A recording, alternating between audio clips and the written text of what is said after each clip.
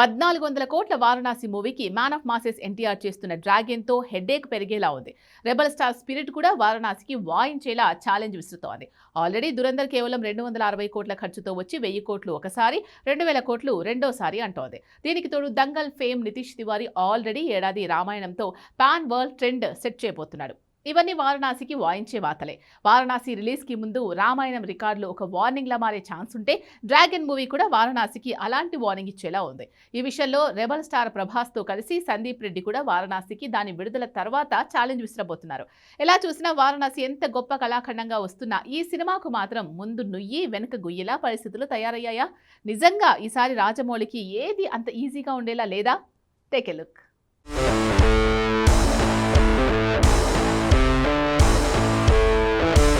1400 కోట్ల వారణాసిని అద్భుతంగా మార్చే ప్రాసెస్లో రాజమౌళి చాలా పద్ధతిగా ఖర్చు చేస్తున్నాడు. హైదరాబాద్లో కాశీపట్నం సెట్ మతిపోగొడుతోంది. సోషల్ మీడియా నిండా ఇప్పుడు వారణాసి సెట్ విజువల్స్ వైరల్ అయ్యాయి. ఇదేం లీకేజీ కాదు, అలానే ప్రమోషన్ కూడా కాదు. అయినా కాశీ సెట్కి జనం ఫిదా అవుతున్నారు. ఇంతవరకు బానే ఉంది. కానీ వారణాసికి మెల్లిగా మూడుతోందన్న ఒక చర్చ పెరిగింది. Man of masses NTR movie, dragon, rebel star Prabhas చేస్తున్న స్పిరిట్, ఈ రెండు ఓ రకంగా వారణాసికి చెక్ పెట్టే సినిమాలే. ఏవి కూడా రిలీజ్ టైంలో పోటీ ఇచ్చేవి కావు. కానీ ఈ రెండు మాత్రం వారణాసిని ఉనికించే మూవీలే. పరోక్షంగా ఛాలెంజ్ విసిరే ప్రయోగాలే. అసలే దురంధర్ 2 భాగాలు 260 కోట్లతో తీస్తే ఒకటి 1200 కోట్లు రాబట్టింది. దాని సీక్వెల్ 1 వీక్లో 1000 కోట్లు రాబట్టింది. నెలలో 2000 కోట్ల నుంచి 3000 కోట్లని రీచ్ అయ్యేలా ఉంది.